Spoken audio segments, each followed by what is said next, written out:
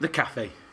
Chris Evans babbled away on the radio, sounding earnest but talking nonsense, entertaining the breakfast guests in the cafe whether they wanted him to or not.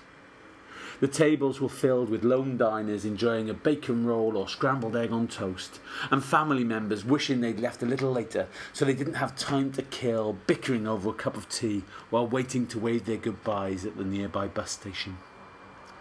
Kids played noisily at one table, squabbling over an electronic game, drowning out the bacon sizzling gently on the hot plate and the occasional hiss and whoosh of the steamer. Bob had run this cafe for 20 years. Back then this was the place to be for breakfast or afternoon tea. It was packed every morning and did a steady trade all day. Even 10 years ago, the turnover was double what it was now.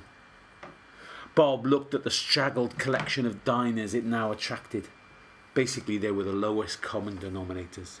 Those who couldn't afford the inflated prices of Starbucks or Costa. Those who didn't need Wi-Fi connections or plug sockets. Those who let the march of time pass them by.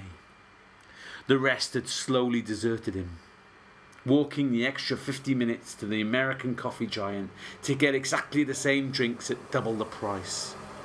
Why? How? How had Starbucks created a market for themselves? How had a skinny latte even become a thing?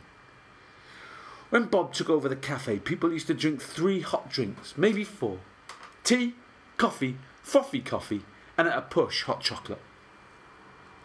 But now they all wanted flat whites and double choc espressos, decaf tea, decaf coffee, decaf water.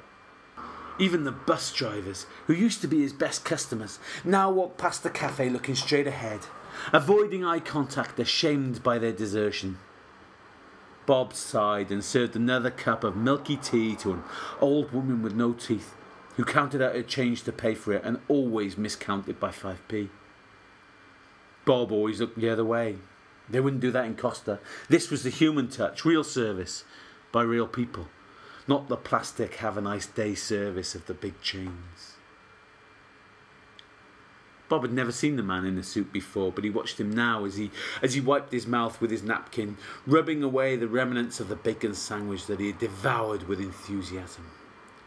He then used the same napkin to wipe away the brown sauce and grease from his sticky fingers. Despite his middle age, the newcomer looked like a kid in a sweet shop. Bob wondered if he was about to lick the plate. He didn't. He just smiled and stood up and approached the counter. "Another cup of tea, please, boss," he said to Bob in a sing-song voice. Bob smiled and busied himself with topping up the teapot. "Thank heavens for places like these," the stranger said as he took his steaming mug and handed over the money for the tea.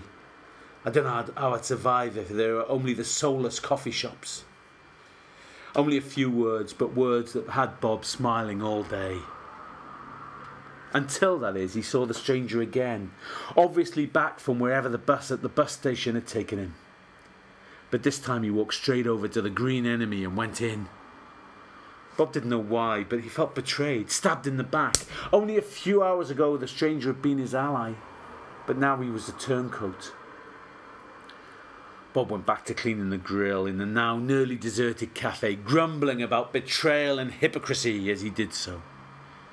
"Cup of tea, please." Bob looked around to see the man standing there counting out the £1.50. "I thought you'd gone to Starbucks," said Bob in an accusing tone. "I did. I'll use their toilets and their Wi-Fi, but I'm not drinking their muck when there's a real cup of tea here." Bob was an avowed heterosexual. He'd never kissed a man, never wanted to, never even kissed his son or grandson. But right now he could kiss this stranger full on the lips.